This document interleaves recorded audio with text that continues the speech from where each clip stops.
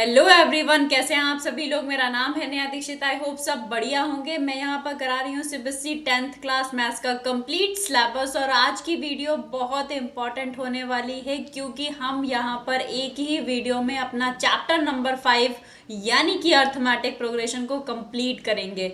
ये हम सीरीज चला रहे हैं जहाँ पर हमने ऑलरेडी अपने 4th चैप्टर को ऐसे ही एक ही वीडियो में कंप्लीट चैप्टर किया था। वहां पर हमने सारे उस चैप्टर से रिलेटेड इंपॉर्टेंट कॉन्सेप्ट, फॉर्मूलाज, जितने भी हमारे पॉइंट्स हो सकते हैं, रिलेटेड क्वेश्चंस को सब कुछ मैंने एक वीडियो में एक चैप्टर को कंप्लीट कराया है। आज हमारा 5th चैप्टर है और रिमेनिंग हम ऐसे ही सभी चैप्टर को एक ही वीडियो में कंप्लीट कराएंगे। उसमें सारे कॉन्सेप्ट, सारे फॉर्मूलाज और उससे रिलेटेड क्वेश्चंस भी होंगे जिससे आपको कंप्लीट चैप्टर समझ में आए और आपको कहीं और से पढ़ने की कोई जरूरत ना पड़े। ओके, तो यहाँ पर भी हम अपना 5th चैप्टर पढ़ने वाले हैं, अर्थमेटिक प्रोग्रेशन। और अर्थमेटिक प्रोग्रेशन के बारे में हम डिटेल में पढ़ेंगे, बिल्कुल बेसिक से एडवांस, यानी कि एक ही वीडियो आपके लिए रिवीजन के लिए बहुत ज़्यादा इंपॉर्टेंट है। आप एग्जाम के लास्ट टाइम में रिवीजन करके जा सकते हैं, इससे आपकी बहुत अच्छे से प्रिपरेशन हो जाएगी। ओके, तो बिना किसी देरी के जल्दी से शुरू करते हैं और ऐसे ही मोस्ट इंपॉर्टेंट वीडियो के लिए हमारे साथ लास्ट तक जुड़े रहें। और अगर आप पहली बार आए हैं चैनल पर या आपने अभी तक चैनल को सब्सक्राइब नहीं किया है तो जल्दी से चैनल को सब्सक्राइब कर लीजिए, बेल आइकन को भी प्रेस कर लीजिए जिससे हमारे लेटेस्ट अपडेट आपको मिलते रहे और आपकी प्रिपरेशन बहुत अच्छे से होती रहे। ओके, तो शुरू करते हैं अपनी आज की क्लास। क्योंकि आज हमारा चैप्टर नंबर 5 यानी कि अर्थमेटिक प्रोग्रेशन है, तो अर्थमेटिक प्रोग्रेशन में हम क्या क्या पढ़ने वाले हैं जो हमारे एग्जाम पॉइंट ऑफ व्यू से भी इंपॉर्टेंट होना चाहिए और हमें अपना चैप्टर बहुत अच्छे से क्लियर होना चाहिए, यानी कि हर एक बेसिक कॉन्सेप्ट हमारे इस चैप्टर में होना चाहिए जो हम पढ़कर उस चैप्टर को यानी कि अर्थमेटिक प्रोग्रेशन को बहुत अच्छे से समझ लें और हमें अभी और कहीं से पढ़ने की कोई जरूरत भी ना पड़े। तो बिल्कुल हम ऐसे ही पढ़ने वाले हैं, टेंशन लेने की कोई बात नहीं है। तो चलिए सबसे पहले देखते हैं कि हमारे इस चैप्टर के कौन कौन से टॉपिक है। सबसे पहला हमारा टॉपिक है इंट्रोडक्शन, यानी कि इंट्रोडक्शन में हम पढ़ेंगे सीक्वेंस क्या होता है, सीरीज क्या होता है। ये सीक्वेंस और सीरीज के बाद की बात है कि अर्थमेटिक प्रोग्रेशन आया था, तो वो भी हमें देखेंगे कि सीक्वेंस का मतलब क्या होता है, सीरीज का क्या मतलब होता है। फिर हम देखेंगे what is the arithmetic progression, general terms of AP, यानी कि जनरल टर्म क्या होता है अर्थमेटिक प्रोग्रेशन का, sum of first and terms of AP क्या होता है, और लास्ट में पढ़ेंगे अर्थमेटिक मीन। और इसके साथ साथ हम क्वेश्चंस की भी प्रैक्टिस करेंगे, यानी कि हम इसके क्वेश्चंस भी करेंगे जिससे आपको बिल्कुल कॉन्सेप्ट को समझने में कोई प्रॉब्लम ना हो, कॉन्सेप्ट आपको समझ में आ जाए। क्योंकि जब हम उस कॉन्सेप्ट से रिलेटेड कोई भी क्वेश्चन करते हैं तो हमें बहुत अच्छे से समझ आता है कि हाँ, हमने ये कॉन्सेप्ट किया था और इस कॉन्सेप्ट को हमें क्वेश्चन में कैसे अप्लाई करना है। ओके, तो सबसे पहले आपको पता होना चाहिए कि सीक्वेंस और सीरीज का क्या मतलब होता है। तो यहाँ पर मैंने पहले ही लिखा है कि a sequence is a collection of terms. Terms का कलेक्शन होता है या नंबर्स का कलेक्शन हम कह देते हैं, जिनको हम स्पेसिफिक ऑर्डर में लिखते हैं, उसको हम सीक्वेंस बोलते हैं। वाइल जबकि a series is the sum of all the terms in the sequence, यानी कि अगर हम कोई भी नंबर, सपोज दैट 1 2 3 4 और एंड सो ऑन, ऐसे हमने कोई नंबर लिख दिए तो हम इसको कहेंगे सीक्वेंस। और अगर हम इन्हीं नंबर को सम कर देते हैं, यानी कि 1 + 2 + 3 + 4 एंड सो ऑन, तो इसका मतलब हो गया कि सीक्वेंस के सारे नंबर्स को हमने सम कर दिया और इसको हम बोलते हैं सीरीज। तो आई होप आपको बहुत अच्छे से समझ में आ गया होगा इन दो वर्ड्स का मतलब कि सीक्वेंस क्या होता है, सीरीज क्या होता है। ओके, नेक्स्ट हमारा क्या है कि what is the arithmetic progression. Arithmetic progression क्या होता है, यहाँ पर बहुत अच्छे से याद रखना आप कि प्रोग्रेशन और हमारा सीक्वेंस एक ही बात है। आप चाहे सीक्वेंस कहें या प्रोग्रेशन कहें, एक ही बात है। यानी कि अब हम देखेंगे कि अर्थमेटिक प्रोग्रेशन क्या है। जब हम सीक्वेंस के बारे में अभी पढ़ रहे थे कि हमने देखा कलेक्शन ऑफ नंबर्स को हम सीक्वेंस बोल रहे थे कि जो ये क्या कर रहे थे, स्पेसिफिक ऑर्डर को फॉलो कर रहे थे। अब ये स्पेसिफिक ऑर्डर क्या है, इसी में हम अर्थमेटिक प्रोग्रेशन यानी कि अर्थमेटिक सीक्वेंस कब बोलेंगे, ये सब हम आगे पढ़ने वाले हैं। Okay, an arithmetic progression is a list of number in which each term is obtained by adding a fixed number to the preceding term except the first term।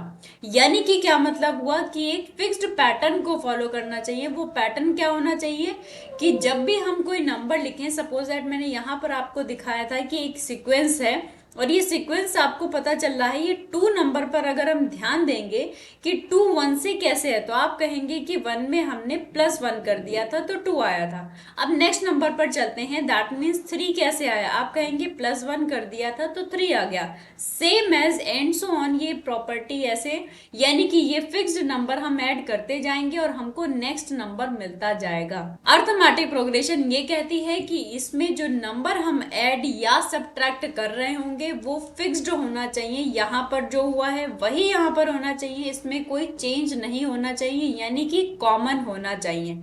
ये नंबर अगर फिक्स्ड है और ये चेंज नहीं हो रहा है तो दैट मीन्स हम इस टाइप की सीक्वेंस को अर्थमेटिक प्रोग्रेशन यानी कि एपी के नाम से जानते हैं, हम फिर उसको एपी कह देते हैं। ओके, यहाँ पर आपको याद क्या रखना है, this fixed number is called common difference, यानी कि कॉमन डिफरेंस का मतलब, डिफरेंस का मतलब क्या हुआ, डिफरेंस का मतलब ये हुआ कि सेकंड टर्म से फर्स्ट टर्म अगर हम माइनस कर देंगे तो हमें पता चल जाएगा कि हमने फर्स्ट टर्म में क्या ऐड किया है जिससे हमारा सेकेंड टर्म आ गया है। ओके, अगर हम 3 को देखें तो हम क्या कहेंगे, 3 - 2 कर देंगे, यानी कि प्रीसीडिंग टर्म को अगर हम माइनस कर देंगे तो एक वो नंबर आ जाएगा जिसको प्रीवियस नंबर में ऐड करने पर हमें नेक्स्ट नंबर मिला है, इसीलिए हम उसको कह देते हैं common difference of an AP, यानी कि एपी का ये कॉमन डिफरेंस है। इट कैन बी पॉजिटिव, यानी कि पॉजिटिव भी हो जाता है, नेगेटिव भी हो सकता है और 0 भी हो सकता है। अब यहाँ पर 0 हो सकता है, इसका क्या मतलब हुआ, इसका मतलब ये हुआ कि suppose that 3,3,3 and so on, यानी कि हम क्या कह रहे हैं, ये भी हमारी एपी है। फर्स्ट टर्म सेकेंड टर्म सारे टर्म अगर हम सेम हैं, अगर किसी भी सीक्वेंस में first term second term third term सारे टर्म सेम है तो भी हम कहेंगे कि वो अर्थमेटिक प्रोग्रेशन फॉलो कर रही है, यानी कि अर्थमेटिक प्रोग्रेशन फॉर्म कर रही है। इसका मतलब क्या हुआ, यहाँ पर अगर हम कॉमन डिफरेंस निकालेंगे, यानी कि हमें फर्स्ट टर्म से सेकेंड टर्म कैसे आया, 0 ऐड करने पर, ऑब्वियस सी बात है। तो इसका मतलब क्या हुआ कि, तो इसीलिए हमारा कॉमन डिफरेंस 0 भी हो सकता है। अब यहाँ पर देखेंगे जर्नल फॉर्म ऑफ एपी क्या होती है। अगर हम किसी भी एपी को जर्नल फॉर्म में लिखना चाहें तो एपी की जर्नल फॉर्म क्या होती है, journal form of arithmetic progression क्या होती है, a,a+d। ए का मतलब होता है फर्स्ट टर्म, अगर हम फर्स्ट टर्म में कॉमन डिफरेंस यानी कि d को ऐड कर देंगे तो हमें क्या मिल जाएगा, सेकेंड टर्म।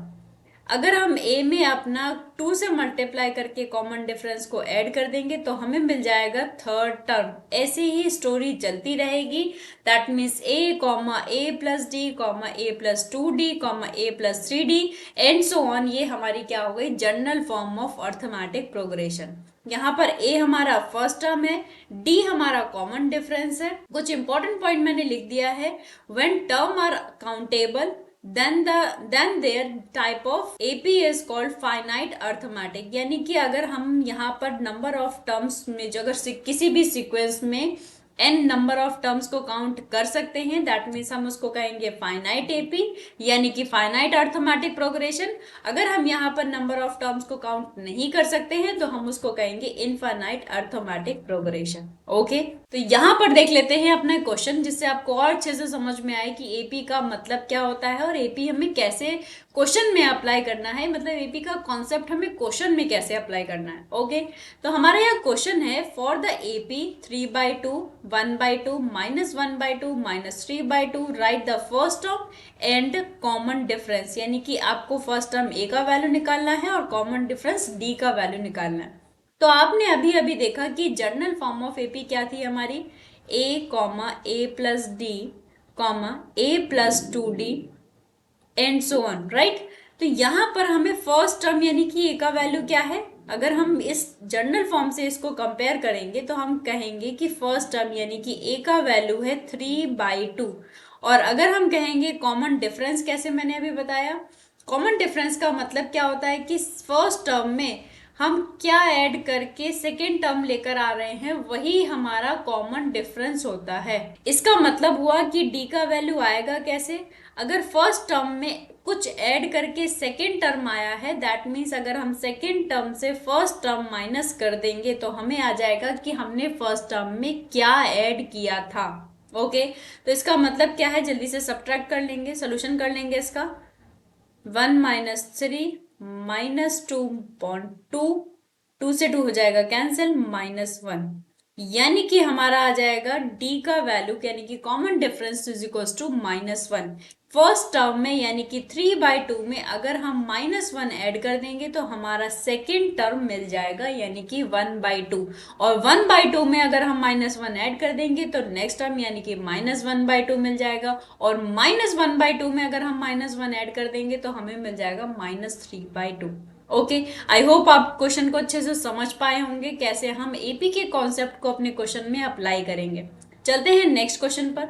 नेक्स्ट क्वेश्चन हमारा कह रहा है which of the following are AP, इसमें से कौन कौन सा एपी को फॉलो कर रहे हैं, यानी कि कौन कौन सी प्रोग्रेशन हमारी एपी है या नहीं है।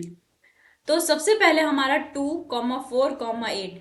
सबसे पहले और सबसे इंपॉर्टेंट बात यह है कि जब भी आप किसी भी सीक्वेंस को एपी अगर आपको प्रूफ करना है या आपको फाइंड आउट करना है कि कोई भी सीक्वेंस कोई भी प्रोग्रेशन एपी फॉर्म कर रही है, तो दैट मीन्स हमारा कॉमन डिफरेंस बराबर होना चाहिए। ओके, तो यहाँ पर हम कॉमन डिफरेंस निकालेंगे। कॉमन डिफरेंस का मतलब है सबसे पहले d1 का वैल्यू निकालेंगे। अगर हम d1 इक्वल टू d2 कर देते हैं तो दैट मीन्स हमारी एपी फॉर्म हो रही है।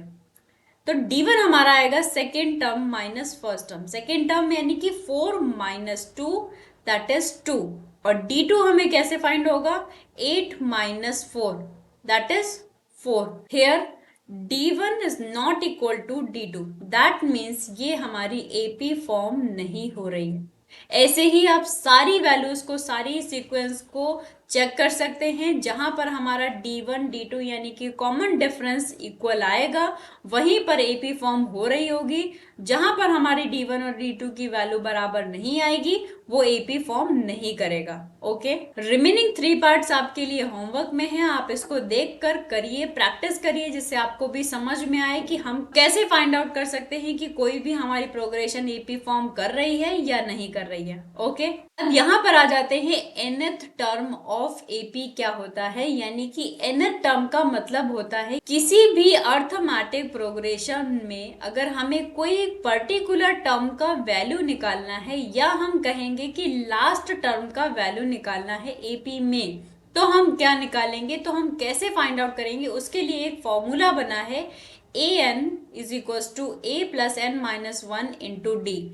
यहाँ पर मैंने इसको ड्राइव करके नहीं दिखाया है। इससे पहले वाली क्लासेस में जहां पर हमने डिटेल में अर्थमेटिक प्रोग्रेशन को पढ़ा था वहां पर मैंने इस फॉर्मूले को ड्राइव करके बहुत ही ज्यादा डिटेल में आपको बताया था। अगर आप लोगों को इसका ड्राइव देखना है कि ये फॉर्मूला कहाँ से आया है और कैसे आया है, तो आप मेरी प्रीवियस वीडियो में जाकर देख सकते हैं। वहां पर मैंने बहुत अच्छे से बताया है कि ये फॉर्मूला कहाँ से आया है। तो यहाँ पर हमारा nth टर्म ऑफ एपी क्या होता है, an is equal to a plus n minus 1 into d, और जहां पर a हमारा फर्स्ट टर्म है, d is a common difference, n is the number of term, यानी कि हमारे जो सीक्वेंस है यानी कि जो हमारी अर्थमेटिक प्रोग्रेशन है वहां पर कितने टर्म हैं, यानी कि कितने नंबर ऑफ टर्म्स हैं। Okay, if there are n terms of an AP, then an represent the last term which is sometime also denoted by L। यानी कि ये कह रहा है कि अगर हमारी अर्थमेटिक प्रोग्रेशन में n टर्म्स हैं तो हम an को ही L बोल देते हैं, यानी कि an का मतलब होता है हमारी अर्थमेटिक प्रोग्रेशन में लास्ट टर्म क्या होगा उसको हम L से रिप्रेजेंट करते हैं।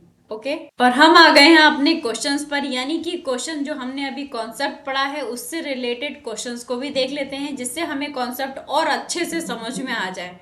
तो हमारा यहाँ पर क्वेश्चन कह रहा है which term of AP 21, 18, 15 is -81, यानी कि कह रहा है कि कौन सा टर्म इस एपी में -81 होगा, यानी कि कौन से टर्म की जो वैल्यू होगी वो -81 होगी। ऑल्सो फाइंड करना है ऑल्सो इज एनी टर्म 0, क्या इस एपी में कोई टर्म की वैल्यू 0 भी होगी, ये आपको बताना है। अगर 0 होगी तो वो कौन से टर्म की वैल्यू 0 होगी। तो चलिए शुरू करते हैं इस क्वेश्चन को। सबसे पहले हमें क्या गिवन है, अपनी सीक्वेंस, यानी कि 21, 18, 15 और एंड सो ऑन। यहां से हम सबसे पहले ए को फाइंड कर लेंगे, यानी कि हमारा फर्स्ट टर्म जो है हमारा 21, डी यानी कि कॉमन डिफरेंस 18 माइनस 21, और ये आ जाएगा -3। अब हमको गिवन क्या क्या है और क्या गिवन है, हमको ए एन गिवन है, यानी कि -81। ओके, तो अभी अभी हमने पढ़ा a n is equals to a plus n minus one into d. A n का value -81 is equals to a का वैल्यू 21 प्लस एन हमें फाइंड करना है कि कौन से टर्म की वैल्यू -81 होगी। ओके, और डी हमारा -3, तो -81 minus 21 equal to -3n plus 3। तो यहां पर आ जाएगा -3n is equals to n is equals to 105 minus upon -3, minus से माइनस कैंसिल, 3 जा 9 और 3 5 जा 15, n इज इक्वल्स टू आ गया है 35, यानी कि 35th टर्म का वैल्यू -81 होगा हमारी इस गिवन प्रोग्रेशन में। ओके, अब यहाँ पर हमें एक ऑल्सो फाइंड करना है, ऑल्सो एनी टर्म जीरो। क्या इस प्रोग्रेशन में कोई भी टर्म का वैल्यू जीरो भी हो सकता है? अगर है तो कौन से टर्म का वैल्यू जीरो है?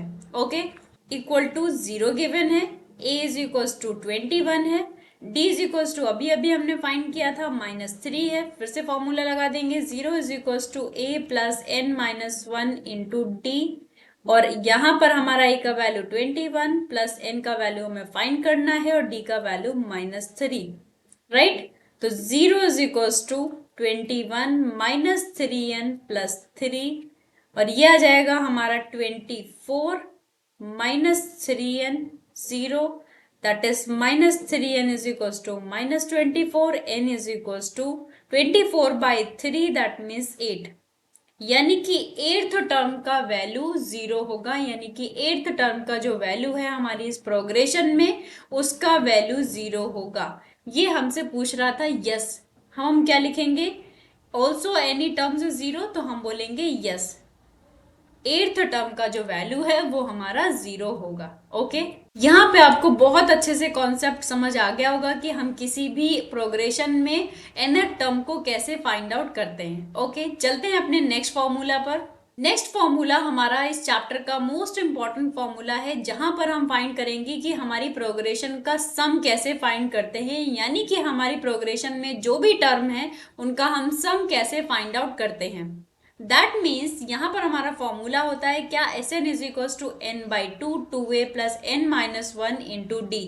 और यहाँ पर हमारा नेक्स्ट और फॉर्मूला हो सकता है, यानी कि हम इसको भी यूज कर सकते हैं और हम इसको भी यूज कर सकते हैं। कब यूज करना है, हमें यूज करना है जब हमें लास्ट टर्म गिवन हो और फर्स्ट टर्म गिवन हो, तब हम इस फॉर्मूले का यूज करेंगे। अगर हमें डी का वैल्यू गिवन है तो हम इस फॉर्मूले का यूज करेंगे। दोनों से ही हम एस एन को फाइंड आउट कर लेंगे, यानी कि sum of first and terms of AP, यानी कि एपी के फर्स्ट एंड टर्म्स का सम अगर हमें फाइंड करना है तो हम इस फॉर्मूले से भी फाइंड कर सकते हैं, S n is equals to n by two a plus n minus 1 into d. दूसरे फॉर्मूले से भी फाइंड आउट कर सकते हैं, S n is equals to n by two a plus n. Okay, ये हमारा टोटली डिपेंड करेगा क्वेश्चंस पर कि हमारी क्वेश्चन में किसकी वैल्यू गिवन है। जिसकी वैल्यू हमें गिवन होगी हम उसी को फाइंड आउट कर लेंगे, उसी का फॉर्मूला अप्लाई कर लेंगे। ओके, तो यहाँ पर हमारा ए क्या है, फर्स्ट टर्म है, डी कॉमन डिफरेंस है, l is the last term और n term of AP, n is the total number of terms. Okay, यहाँ पर मैंने इंपॉर्टेंट पॉइंट लिखा है, the n term of AP is the difference of the sum of first n terms and sum of first n minus 1 terms of it, that is a n is equals to S n minus S n minus 1। ये important formula है हमारा। इसका मतलब क्या है, एक बार फिर से समझ लीजिए। क्या मैंने कहा कि अगर आपको एस एन का वैल्यू गिवन है तो एस एन माइनस 1 अगर हम दोनों को सब्ट्रैक्ट कर देंगे तो हमारे पास आ जाएगा n term of AP. Okay, तो क्वेश्चंस में हो सकता है कि हम इस फॉर्मूले का भी यूज करें, क्योंकि अभी कभी कभी क्वेश्चन हमारा ऐसे पूछता है कि एस एन गिवन होता है, आपको ए एन फाइंड आउट करना होता है। तो सबसे पहले आप एस एन का वैल्यू रख देंगे और जहां जहां एन दिख रहा है वहां वहां एन माइनस 1 कर देंगे और यहाँ पर वैल्यू रख देंगे, तो आपको फाइंड आउट हो जाएगा A N. Okay, at last हम एक क्वेश्चन भी देख लेते हैं कि हम किसी अर्थमेटिक प्रोग्रेशन का एसएन कैसे फाइंड आउट करेंगे।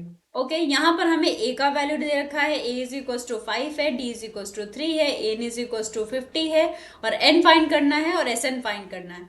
तो सबसे पहले हमें a n is equal to formula लगाना होगा a plus n minus 1 into d, right.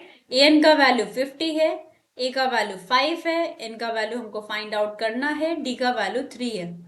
जल्दी से कैलकुलेट कर लेंगे इसको, 3n माइनस 3 और ये आ जाएगा हमारा 3n प्लस 2 50 और ये आ जाएगा 48, 50 माइनस 2 यानी कि 48 और 3n, n is equal to 3 1 जा 3 3 6 जा 18 यानी कि 16, n का वैल्यू आ जाएगा 16।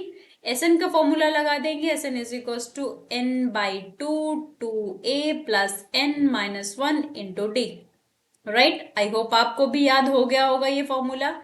n by two that is 16 by two, 2 into a का मतलब 5 प्लस n का मतलब है 16 माइनस 1 और d का मतलब है 3, राइट।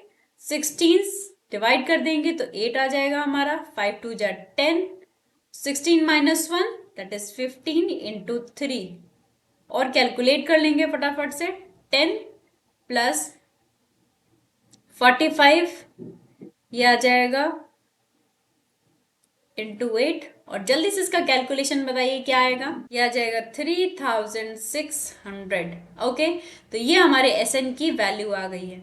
आई होप आपको समझ आ गया होगा कि कैसे आपको एस एन का वैल्यू फाइंड आउट करना है।